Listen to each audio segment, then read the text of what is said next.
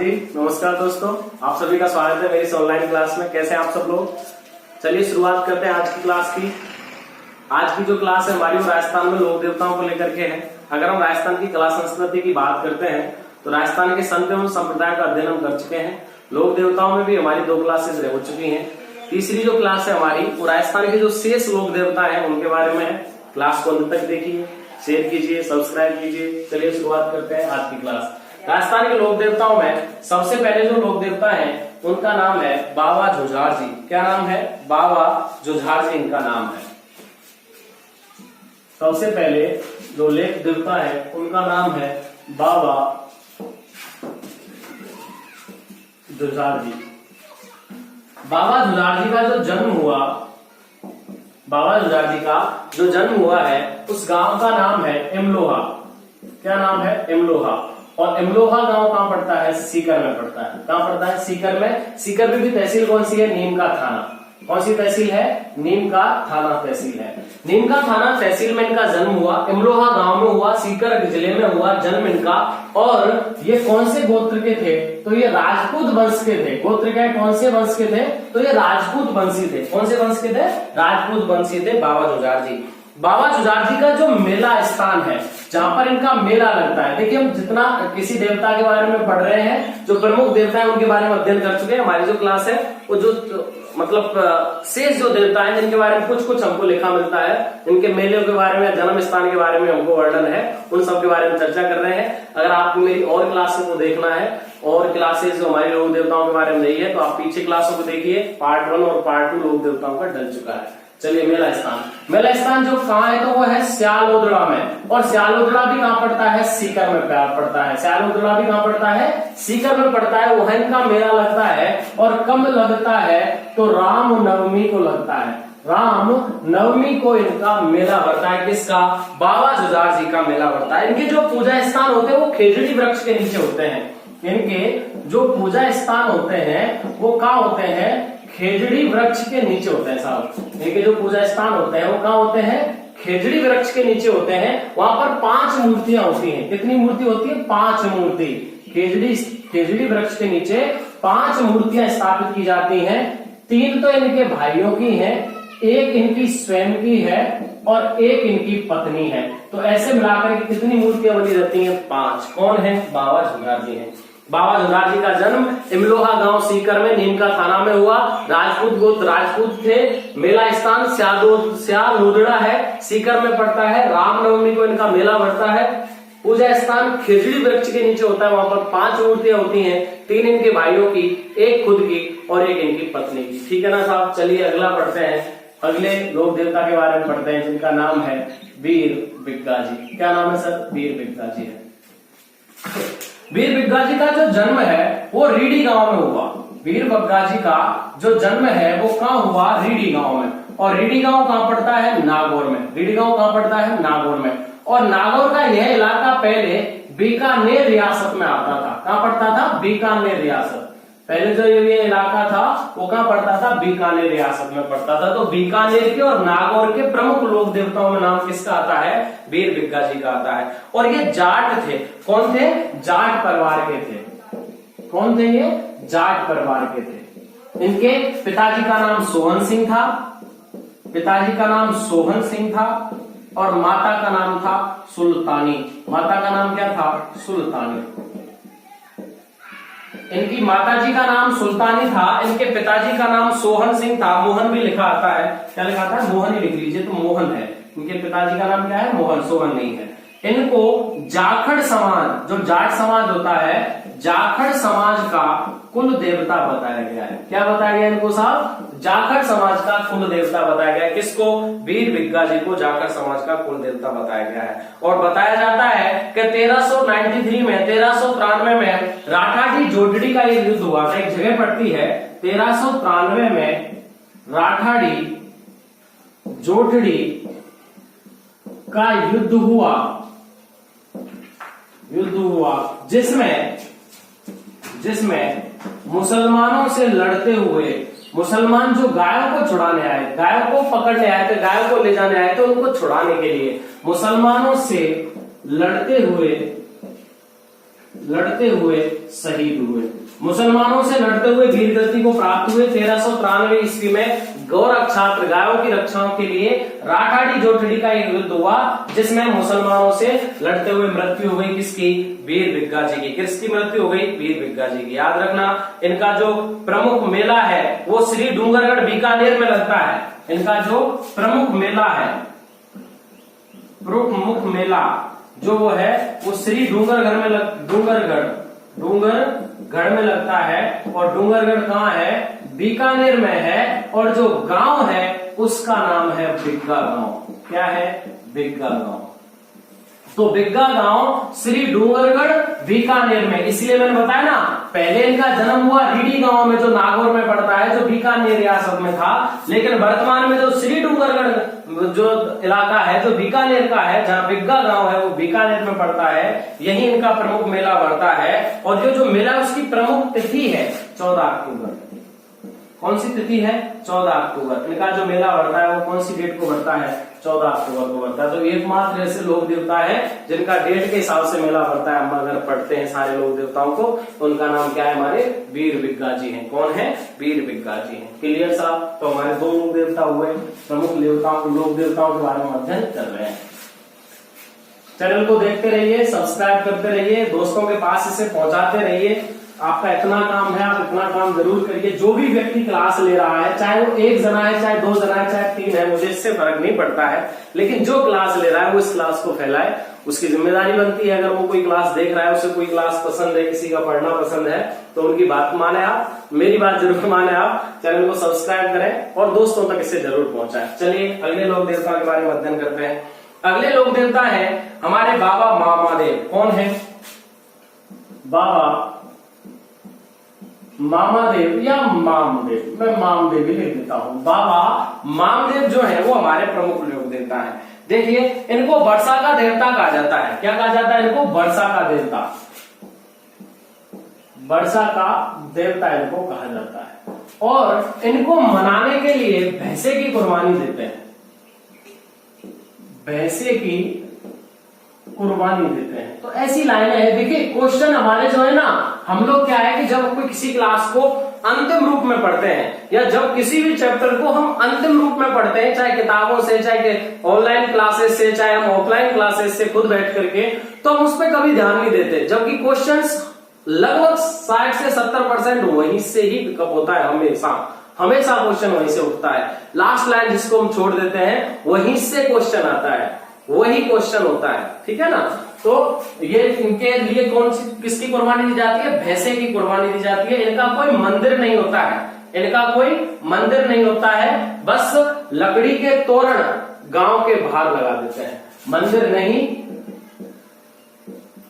नहीं, लकड़ी के तोरण, लकड़ी लिखा ना, लकड़ी के तोरण गांव के बाहर लगा देते हैं।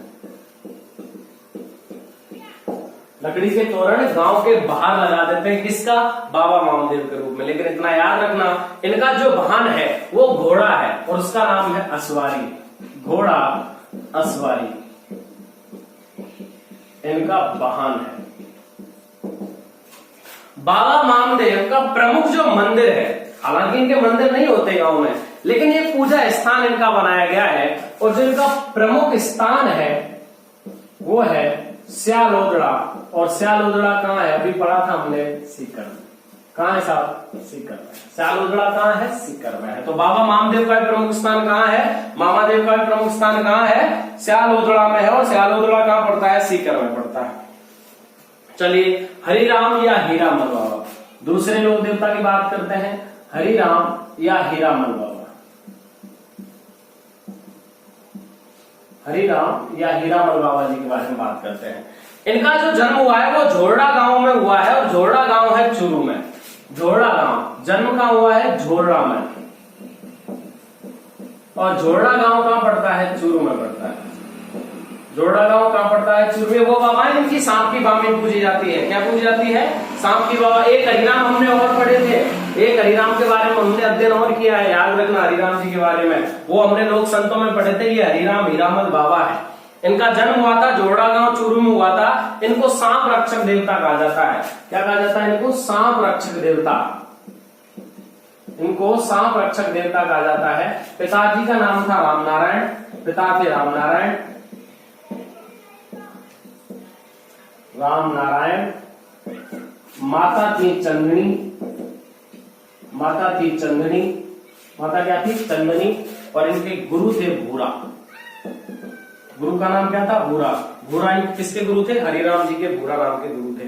इनकी सांप की बामी की पूजा की जाती है और चरण कमल पूजते हैं। ठीक है ना? तो लिख लेना बस इतना ही कि चरण कमल की पूजा। या प्रमुख जो क्वेश्चन इनका आया हुआ है वो है सांप की बामी की पूजा। बामी वो होती है जो मिट्टी का ढेर होता है ना, वो बोलते हैं सांप की बामी, उसे बोलते हैं। सांप की बामी की पूजा की जाती है, चरण कमल की पूजा की जाती है। पिताजी का नाम रामनारायण था, माताजी का नाम चंदनी था या चंदानी था, एक ही ना बात है। ठीक है ना? और गुरु का नाम भूरा था। और गांव कौन सा इनके जन्म का? झोड़ा गांव। और झोड़ा गांव का पड़ता है? चूरू में पड़ता है। और नाग और चूरू बीकानेर के आसपास ही पूजे जाते हैं। चलिए अगले देवता जी की बात करते हैं, रूपनाथ जी। क्या नाम है इनका? रूपनाथ जी है। रूपनाथ जी, रूपनाथ जी की बात करते हैं। रूपनाथ जी का जो जन्म हुआ है वो कोलूमंड में हुआ है। कोलूमंड कहाँ है? फलौदी जोधपुर में है। कोलूमंड कहाँ है? फलौदी जोधपुर में है। कोलूमंड, कोलूमंड, फलौदी, जोधपुर। देखिए पाबू जी के भतीजे थे। किसके भतीजे थे? पाबू जी के भतीजे थे साहब। ये कौन?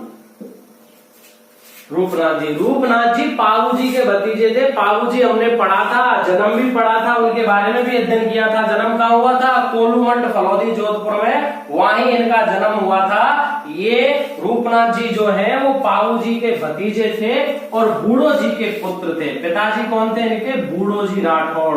कौन थे इनके? बूढ़ो जी राठौड़ इनके पिताजी थे। किसके थे? रूपनाथ जी के पिताजी थे। देखिए आज इनको पूजा जाता है बालकनाथ के रूप में हिमाचल प्रदेश में। अच्छा क्वेश्चन यही है कि बालकनाथ के रूप में हिमाचल प्रदेश में किस लोक देवता की, राजस्थान के लोक देवता की हिमाचल में पूजा की जाती है? कौन से लोक देवता है हमारे? उनका नाम है रूपनाथ जी। क्या नाम है? रूपनाथ जी। ऐसे लोक देवता हैं जिनको हिमाचल में बालकनाथ के रूप में पूजा जाता है। और इनका एक अन्य मंदिर और पड़ता है, उसका भी आप नाम लिख लीजिए। अन्य मंदिर पड़ता है सिम्बुधड़ा में, सिम्बुधड़ा। और सिम्बुधड़ा कहाँ है? नौखा में है। और नौखा कहाँ है? तो बीकानेर में है। नौखा कहाँ है? तो बीकानेर में। कौन है? रूपनाथ जी हैं। कौन है साहब? रूपनाथ जी। देखिए एक देवता है जिनको हम इलोजी कहते हैं। क्या कहते हैं? इलोजी, जिनको हम इलोजी कहते हैं। देखिए इलोजी को हम छेड़छाड़ का देवता कहते हैं, मारवाड़ का देवता कहते हैं। इनको क्या कहते हैं हम? छेड़छाड़ का देवता कहते हैं, छेड़छाड़ का देवता कहते हैं, मारवाड़ का देवता कहते हैं, मारवाड़ का देवता कहते हैं। मारवाड़ में इनकी प्रमुख रूप से पूजा की जाती है इलोजी की। और इनको हम बांझ स्त्रियों को पुत्र देने में सक्षम देवता कहते हैं। बांझ स्त्रियों को पुत्र देने में सक्षम देवता किसको कहा जाता है? इलोजी को कहा जाता है। किसको कहा जाता है? इलोजी को कहा जाता है। और बाड़मेर में होली के दिन इनकी सवारी निकालते हैं। बाड़मेर में होली के दिन, बाड़मेर में होली के दिन सवारी निकालते हैं। किसकी सवारी निकालते हैं? इलोजी। अच्छा ये कौन है? इनके बारे में आपको थोड़ा सा बता देता हूं। इलोजी हमारे वो देवता है, आपने सुना होगा हिरण्यकश्यप वाली कहानी, आप सबने सुनी है हिरण्यकश्यप वाली कहानी। हिरण्यकश्यप वाली कहानी वो है कि हिरण्यकश्यप का पुत्र था प्रहलाद। हाँ प्रहलाद था, ठीक है ना। और वो भक्त था भगवान विष्णु का। और भगवान विष्णु के भक्त होने के कारण हिरण्यकश्यप राक्षस कुल का बताते हैं उसको, तो वो अपने पुत्र को पीटता था, परेशान करता था। भाई दादा तू मत भगवान की पूजा कर, मेरी पूजा कर, मेरी पूजा कर। वो नहीं माना, प्रहलाद उनकी पूजा करता रहा। प्रहलाद उनकी पूजा करता रहा तो हिरण्यकश्यप क्या करता है तो उसको मतलब मारने की कई कोशिश करता है लेकिन वो मरता नहीं है पहला। आखिर में उसकी बहन होती है होलिका, और होलिका उसको लेकर के बैठ जाती है अग्नि में। होलिका जल जाती है और होलिका जल जाती है, हाँ सही है, होलिका जल जाती है और प्रहलाद बच जाता है। होलिका का होने वाले पति थे भाई साहब इलोजी। इनके बारे में बताया जाता इलोही जी। तो इलोही जो थे या इलोजी तो जो थे ये होलिका के होने वाले पति थे। जब पत्नी जल जाती है तो बेचारे प्रताड़ित हो जाते हैं, परेशान हो जाते हैं। जिस राख में वो जली थी, जिस अग्नि में, उसी में वो लोटपोट हो जाते हैं, पूरे शरीर पर भस्म लपेट लेते हैं और तभी से ये क्या बन जाते हैं, देवताओं के रूप में, मतलब वहां पूजा अर्चना करते हैं और फिर देवता के रूप में प्रसिद्ध हो जाते हैं। कौन है इलोजी? जिस आदमी को खुद नहीं मिली, मतलब खुद की बीवी नहीं मिली, उस आदमी को छेड़छाड़ का देवता कहते हैं, मारवाड़ का देवता कहते हैं। और 5 स्त्रियों को पुत्र देने में सक्षम भी कौन है? इलोजी है। पढ़ा जाता है, ऐसी का पात्र नहीं है, लोग देवता है हमारे, लेकिन जो है कहानी उसके बारे में चर्चा करनी चाहिए। तो ये कौन है? हमारे इलोजी है। तो इलोजी को छेड़छाड़ का देवता कहा जाता है, मारवाड़ का देवता कहा जाता है, और 5 स्त्रियों को पुत्र देने में सक्षम। खुद तो भाई साहब चले गए ऐसे ही अपनी पत्नी के मरते ही, लेकिन दूसरी की पत्नियों को पुत्र देते हैं। कौन देते हैं? इलोजी देते हैं। कौन देते हैं? इलोजी। ठीक है ना, बात को बढ़ाना मत, यही सुन के खत्म कर देना। कौन है? इलोजी है। कौन है? इलोजी है। चलिए अगले देवता जी के बारे में बात करते हैं, पनराज जी। पनराज जी का जन्म पनरगांव जैसलमेर में हुआ था। पनराज जी, इनका जो जन्म हुआ वो पनगांव जैसलमेर में हुआ। तो पूछा जाएगा साहब जो पनराज जी हैं वो कौन से क्षेत्र के लोक देवता हैं? तो जैसलमेर के लोक देवता हैं। और हर वर्ष 2 मतलब एक गांव पड़ता है पनगांव। पनगांव को याद रखना, आज नया गांव नाम रख दिया गया, ये भी याद रखना। आज क्या कहते हैं उसको? नया गांव। तो पनगांव या नया गांव जैसलमेर में पनराज जी का जन्म हुआ था। ठीक है ना। और जहां इनका जन्म हुआ वहां हर साल 2 मेले लगते हैं, एक भाद्रपद को और एक माघ को। कब मेला लगते हैं? 2 बार मेला। कितने लगते हैं? 2 वर्ष में। कौन कौन सा? भाद्रपद, माघ की शुक्ल पक्षमी की 10वीं को दिन। भाद्रपद एवं माघ की शुक्ल पक्षमी की 10वीं के दिन पनराज जी का मेला लगता है। पनगांव या नया गांव जैसलमेर में इनका जन्म हुआ, वहीं इनका मेला लगता है। और बताया जाता है ये भी गौ रक्षार्थ के लिए ही शहीद हुए थे, गायों की रक्षा करने के लिए ये भी शहीद हुए थे। चलिए अगले हैं भूरिया बाबा या गौतमेश्वर बाबा। भूरिया बाबा या गौतमेश्वर बाबा। चलिए साहब इनकी बात करते हैं। इनका जन्म हुआ था शिवगंज सिरोही में और वहीं इनका मेला होता है। यानी कि ये जो प्रमुख हैं वो कहां के हैं? शिवगंज सिरोही के हैं। चलिए इनके मेले की बात कर लेते हैं हम डायरेक्ट। इनका जो मेला है वो शिवगंज में बढ़ता है। और शिवगंज कहां पड़ता है? तो शिवगंज पड़ता है सिरोही में। इनको मीणा जाति का इष्ट देव कहा जाता है। मीणा जाति का इष्ट देवता कहा जाता है। किसको कहा जाता है? भूरिया बाबा को, गौतमेश्वर बाबा को मीणा जाति का इष्ट देव कहा जाता है। बताया जाता है कि ये जो मंदिर बना हुआ है, चलिए जहां पर ये मेला लगता है वो कहां लगता है? तो सुकली व पतित गंगा जिसको कहा जाता है के किनारे पर लगता है। सुकली व पतित गंगा के किनारे पर इनका मेला बढ़ता है। किसका मेला बढ़ता है? भूरिया बाबा गौतमेश्वर का। और मीणा जाति इनकी झूठी कसम नहीं खाती। मीणा जाति इनकी झूठी कसम नहीं खाती, यानी कि इतने माने जाते हैं मीणा जाति में कि मीणा जाति कभी भी गौतमेश्वर बाबा या भूरिया बाबा की झूठी कसम नहीं खाती है। इनको शौर्य का प्रतीक बताया जाता है। और मंदिर में, जो इनका मंदिर है शिवगंज सिरोही में, वहां वर्दी वाले पुलिस वालों का प्रवेश वर्जित है। तो पूछा जाएगा साहब ऐसा कौन सा मंदिर है जहां पर पुलिस वालों का प्रवेश करना वर्जित है? शौर्य का प्रतीक कहा जाता है तथा वर्दी वाले पुलिस वालों का, वर्दी वाले पुलिस वालों का प्रवेश वर्जित है। कहाँ है प्रवेश वर्जित? शिवगंज सिरोही में भूरिया बाबा या गौतमेश्वर बाबा के मंदिर में वर्दी वाले पुलिस वालों का प्रवेश करना वर्जित है।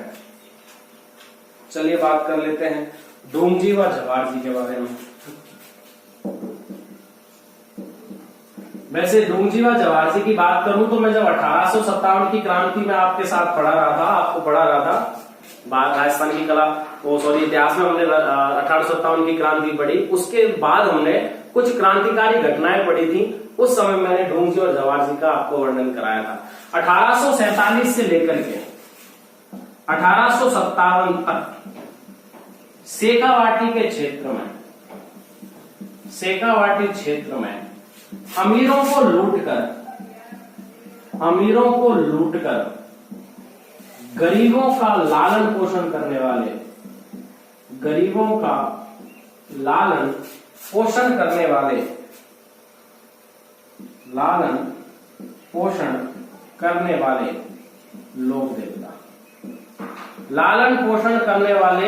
लोक देवता हैं। कौन कौन है? डोंगजी और जवारजी हैं।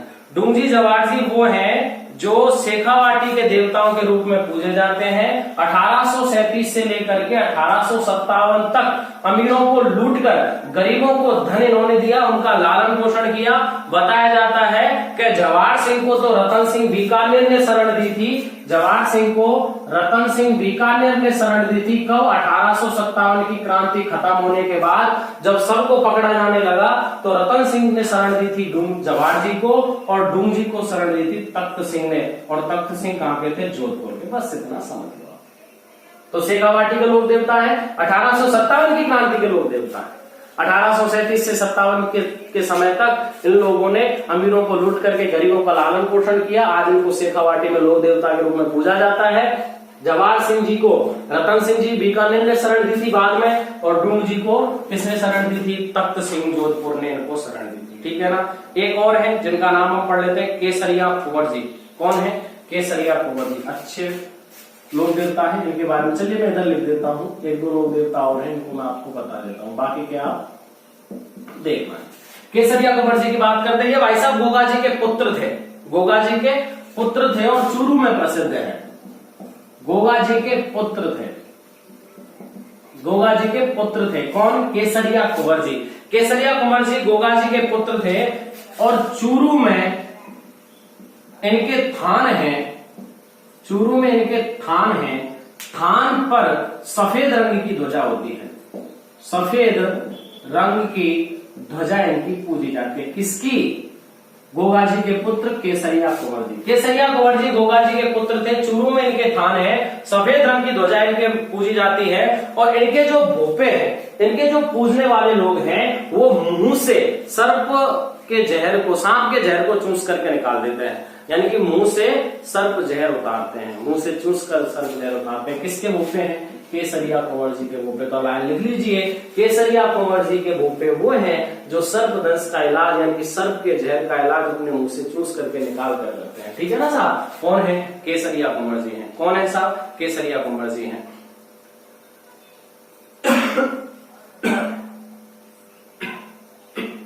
एक बात करते हैं हम प्रमुख लोक देवता के बारे में जिनका नाम है आलमजी या जयमलोत राठौड़। जिनका नाम क्या है? आलमजी या जयमलोत राठौड़।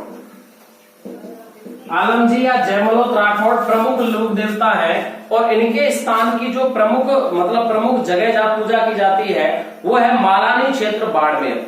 क्या है? मालानी क्षेत्र बाड़मेर है, जैसे आलम जी का धोरा कहते हैं। यानी कि आलम जी का एक धोरा टीला है। धोरा टीले को बोलते, पता है ना राजस्थान में। तो मालानी क्षेत्र है बाड़मेर में। मालानी क्षेत्र बाड़मेर में इनकी पूजा अर्चना की जाती है। आलम जी का धोरा जिसको बोला जाता है। और भाद्रपद शुक्ल दूसरी, भाद्रपद शुक्ल 2 को मेला होता है। मेला बढ़ता है। बाकी के प्रमुख लोक देवता और हैं। जो भी कोई लोक देवता है आपको ये लगे कि रह गया है, आप चिंता मत करिए, कहीं ना कहीं जरूर हो जाएगा, आपको विश्वास रहेगा। और आप ये समझेंगे कि मैं जिस भी तरीके से टॉपिक को क्लियर करा रहा हूँ, प्रमुख लोक देवताओं को लेकर के या छोटे मोटे जितने भी लोक देवताएं हैं उन सबके बारे में अध्ययन कर लेंगे। जैसे कि आप अगर लोक देवताओं की बात करेंगे तो भूमि और भूमि रक्षक देवता आएंगे, भूमिया और भूमि रक्षक देवता आएंगे। तो जब नारगढ़ दुर्ग पढ़ेंगे तो नारसिंह भूमिया के बारे में पढ़ेंगे, जब दौसा दुर्ग पढ़ेंगे तो सूरजमल भूमिया के बारे में पढ़ेंगे, है ना। ये भूमि रक्षक देवता है। पथवारी, ये जो है पथवारी गांव के बाहर जो मूर्ति बनाई जाती है वो कुल देवी पथवारी माता के बारे में भी अध्ययन करेंगे। तो ये हमारे ऐसे लोक देवता हैं जो प्रमुख लोक देवताओं से थोड़े अलग हैं। कहीं ना कहीं किसी न किसी टॉपिक में आपको जरूर मिल जाएंगे। आज के लिए इतना ही। चैनल को शेयर सब्सक्राइब करते रहिए, पढ़ते रहिए। अगली क्लास जो हमारी रहेगी वो राजस्थान के लोक देवताओं के बारे में रहेगी। Thank you so much everyone.